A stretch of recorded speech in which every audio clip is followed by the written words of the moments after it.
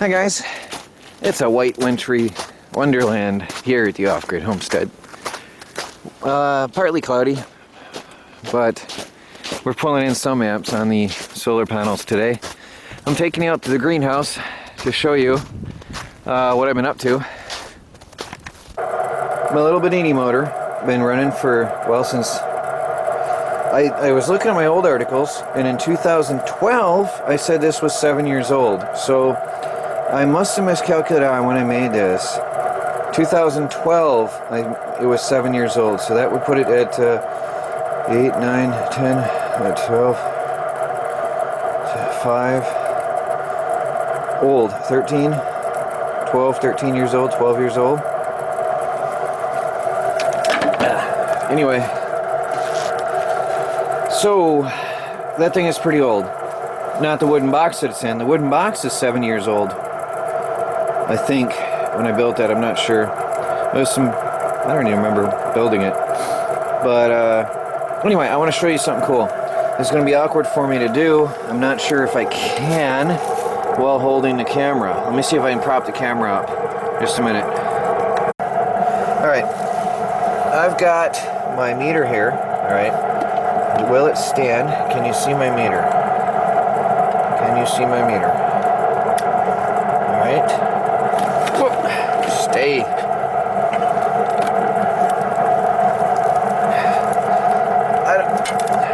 Anybody else besides me believe that cables are alive and they love to tease you? I think cables are alive. Now, this battery was dead. This battery, this is now the third day and night this has been running, had no red zero on a meter, okay? So let me see what we got here. 12.7 volts. Look at that, 12.7 volts. Running on the Bedini motor for 3 days and nights. That is amazing. My little Bedini motor is still one of the best battery desulfators I've ever seen, and restores old junk batteries. I can even hit the meter here. Watch that needle move. I think you can see. Alright, it goes up to about 12 volts, between 12 and 13 volts.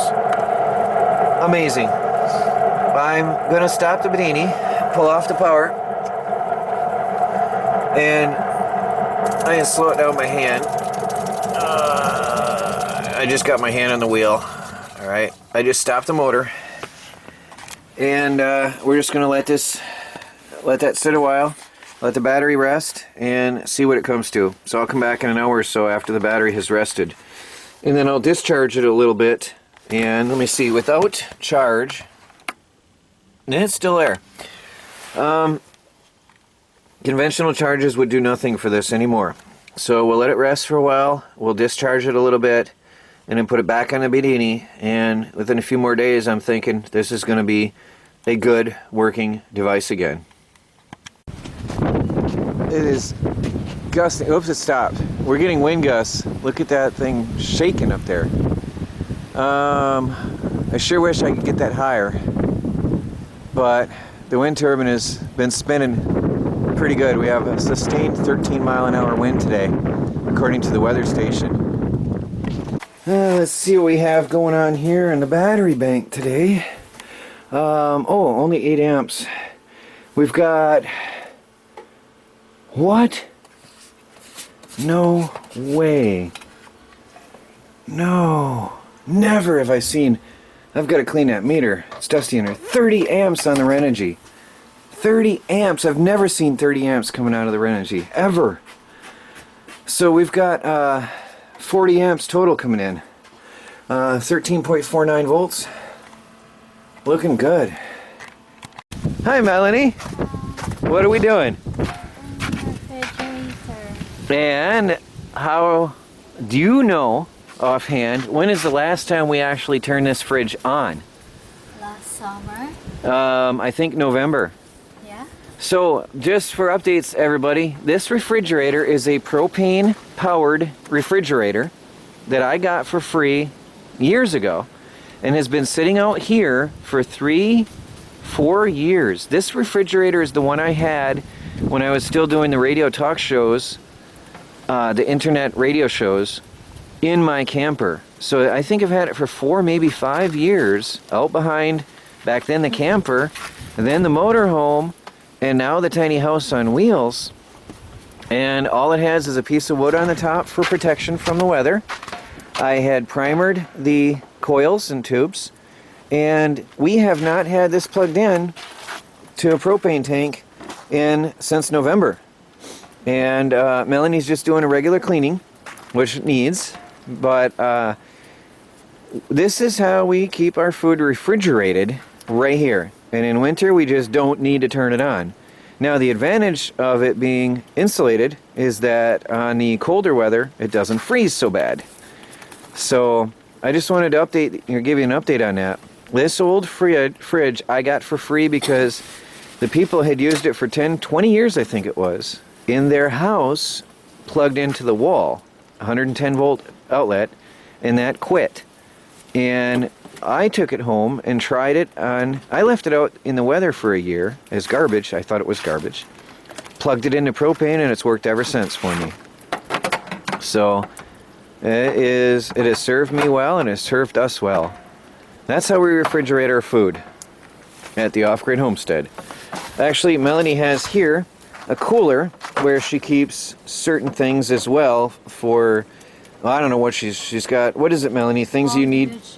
Vegetables. That's right, vegetables. The cooler keeps the vegetables safer from freezing. And so she keeps fresh vegetables there. And milk.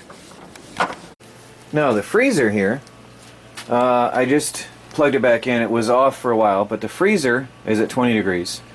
And that runs off our solar panels and battery bank here at Tiny House on Wheels.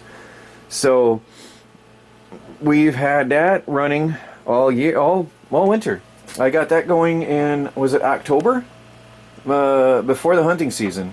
I got that set up so in case I got some deer. But Melanie's been using it regularly for anything and everything she needs. So we do have a freezer here at the Off-Grid Homestead. Still working well. Hey Chris. Hey. How you doing? Alright. How you feeling? A lot better than I did. Yeah. Look at this guy. Is this all we have left, Chris? Oh, this is, yeah, just what I just started splitting. Where's the wood that we had started out with in here? We burnt alive. It's gone. Yeah. With the shed and the greenhouse and the tiny house and everything else, do you guys remember that was a lot of wood? Yeah. I knew we would burn more wood this year, but I had no idea the scope of it. Yeah. We burnt a lot of wood this year. Yeah, we did. So Chris is just restacking wood that he's been splitting. Yeah. But this stuff won't be ready next year. Next year. This stuff here should be ready this year. Okay, yeah, that's some of that is more dry. Yeah. Sorry guys, I hope you can hear me. I know the wind is horrible right now. And the round stuff is stuff I got split. Split and it'll dry faster. Yeah. Yeah. All right. Originally we weren't going to split it, But now we need to dry it and cure it. yeah. Yep. So, if it wasn't so windy, I'd be cutting trees down right now, but it's brutally windy today. Chickens are good. Our last turkey is alive. He's a big bird. I'm trying to decide if we should eat the bird or let him live. Or her. I don't know what it is.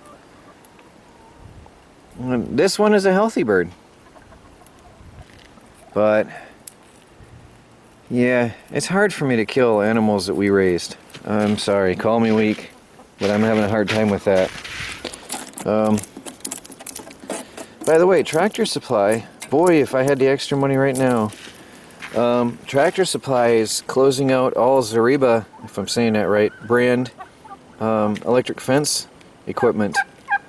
And it's all 50% off. This was a $200 device, is now selling for $100. It's like, it's so cheap. All of their stuff is like dirt cheap. If I had the extra cash, I would buy one just to have, not the solar, but they have some like $12, $15 for, what would you say, portable chicken ranges as an extra. But wow, their stuff is cheap now. clearancing area, but they got a new brand coming in, so they're getting rid of it all. The birds are well, and even the silkies. We have some silkies. There's a silky down there, little poodle bird, white-head poodle bird. Cute. And we got 2 silky birds over here, and they're doing all right. And there's another silky, and we got some black silkies. That one right there in the background. Where'd it go? Right there's a black silky. Not as cute as I thought it would be, but when we lost the 10 babies to a opossum that one night in spring when we first had them. We lost all the black silkies. We had a bunch of them. So they're all happy and well. Everybody's doing okay. By the way, everybody knows goats will eat anything, and the goat is eating its house, which I'm not exactly happy about, but they'll eat anything. Now, let me show you something I got. Oh, I won't be able to show you. Let me tell you about something I got. Tractor Supply has their deer food on clearance, end of season, and their deer food is on clearance. And what it is it's seed grains that you can spread out and create pasture lands for deer. I've got enough to cover an entire mile of area. I plan to spread the grains out this spring and grow forage for the goats, and then extend their range to include a large area in the woods here, so that they can eat blueberry shrubs and saplings. And then we'll have, once Chris and I clear some more trees, we will then extend their range and have the food growing for them using the forage. And I'm going to show you something else in a separate video, some deer foraging grains that we bought for us people to eat. And that'll be a separate video. Hey everybody, here at the off-grid greenhouse we have a very full and unhappy looking water tank. Water has been filling this up a lot, but the tank wasn't meant to hold that much water. It was supposed to be temporary. So Chris and I are going to pump the water into the greenhouse fish tank today. Same method we used the last time. Water's going to go into this bucket, and then from there we'll have the sump pump in the bucket connected to hoses going into the greenhouse to fill up the fish tank. So I've got the garden hose stuck into the top of the fish tank. Chris has got his little generator running and warming up, and I'll take you on outside. Garden hose comes on over here. 5-gallon bucket, same as last time. Those of you who saw it, 5-gallon bucket. Why'd you shut it off? No. That's warm enough, but just way they can hear you on camera. Oh, okay. Alright, 5-gallon bucket we'll have filling up. And Chris will regulate the flow to keep up with the water pump. And we're going to fill up that fish tank. That's going to add thermal mass to the greenhouse. Alright, Chris, let's roll it. I'll go inside, alright? Alright, plug it in! Just keep an eye on this and see how it flows. We'll fill this up for the fishies. What's left of the fish. We have maybe 10 or so left. There we go. Hoping that doesn't stir up the sand in the bottom of the tank. It looks like it's going to be okay, because I don't want to create a muddy mess. And it looks like it's okay. Good. A lot of work. So we'll fill this right on up. This tank has never solidly frozen. The worst, in the coldest of time, we had an inch of ice on the top.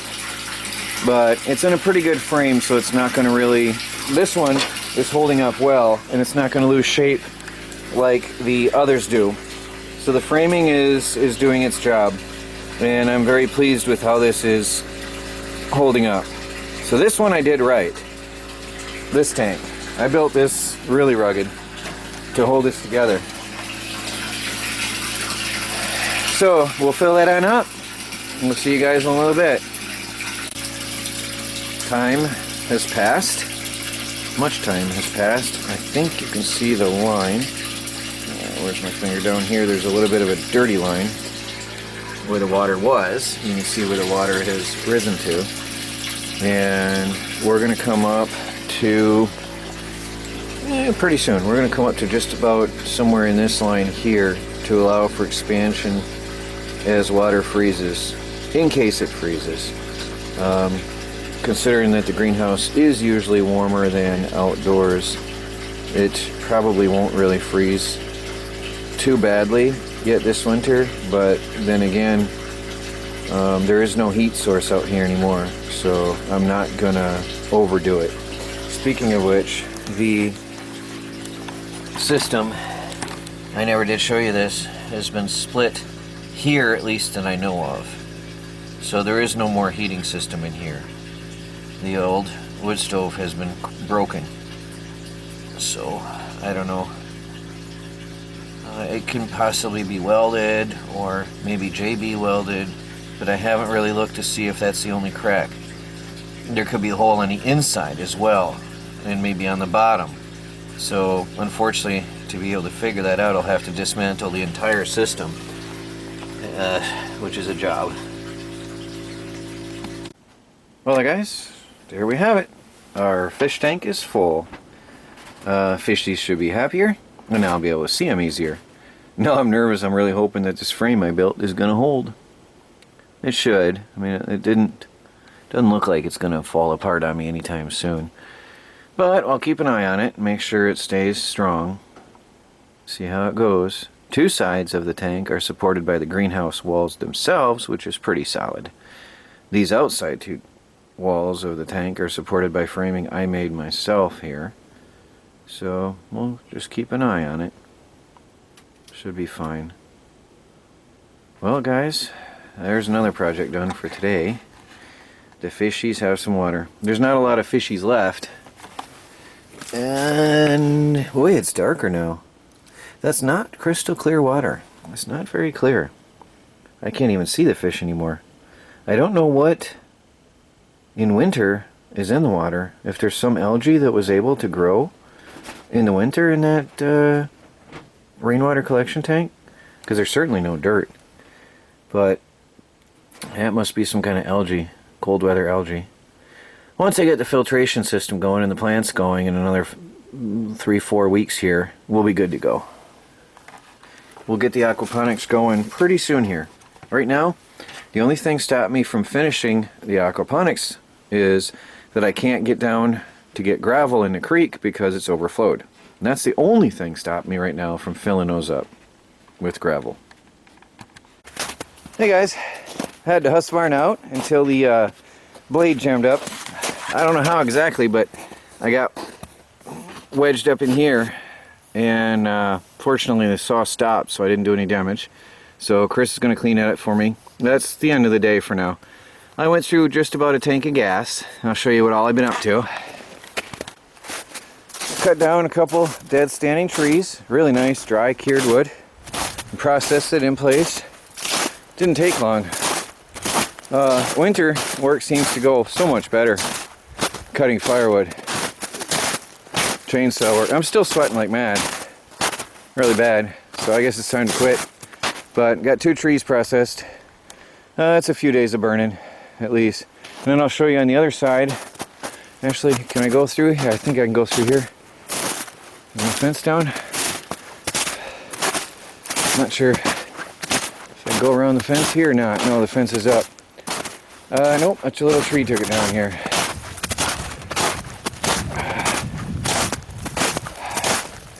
All out here, the fence is demolished anyway. We gotta rebuild the whole place. Out here by the chickens, I've been working. Let me pause the camera. Did some serious processing out here. There's some good cured wood. Some of it was old and dead back when I was doing the logging. And cut a whole bunch of stuff out in here. So we'll be picking firewood out of here for days. Some of it's cured, some of it's not. This was a big tree. This is a real big tree. Right there, oddly, is where my chainsaw jammed. There was no pressure on it, so I don't know what happened there, but it jammed on this log right here. No pressure at all, so I don't know what happened. But it's wet wood, maybe that's why. Oh, anyway, I guess it's time to go in. I'm out of breath, and the tank was almost empty. So, we're getting some work done here at the off-grid homestead. Oh, I love the smell of that wood, though. It smells good. Oh, 12.6 volts. Day is wanting to do a close. Freezer is down to minus 7.9, or yeah, minus 7.9. I'm gonna unplug it. I cycle it as needed. I'm gonna unplug it. Minus 7.9. That's low. Hello, little person. What are you doing? Look. Oh. This one is. Did you put all those little squares together? Huh? And with a little bit of that. Wow. Melanie, that's a lot of work. I just want to buy the cotton for inside and Oh, for yeah. outside, so we have quilting. Nice, look at that. Melanie's got skills. And this one is gonna be beautiful too. Look at that, you got snacks and drinks and everything up here. Oh boy, Melanie's craft corner. Well, I'm done outside for a little bit. Take a little break. Baby cat says hi, everybody. Felix the cat, what's wrong? Huh? Why do you look all sad, Felix? Did your mom yell at you? Huh? Did your mom yell at you for playing with her stuff? That's what always happens, isn't it, Felix? I just started the Bedini motor. You may notice or hear that it's not running fast. This was at 12.13 volts after sitting all day. A battery that could not be charged conventionally by any other means with anything I had on the property. It wouldn't take a charge. And I don't remember the voltage of this, but the meter was showing nothing. When you pressed the test button, the meter wouldn't budge. Wouldn't even move at all. So it was deader than dead. So I figured a couple more cycles on the Bedini and this will be back in service.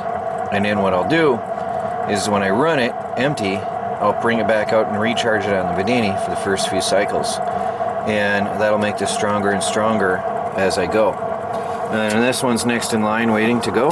And then I got another one today for free. Sorry, no, I paid a couple dollars for another one from a friend. Because he just bought it and he thought he could fix it, but he couldn't. So, got this big boy next in line. No, empty battery. Doesn't charge anymore. Well, you can run it all day long, but it doesn't hold anything. So this guy here is gonna be, there we go, just so the light barely is on.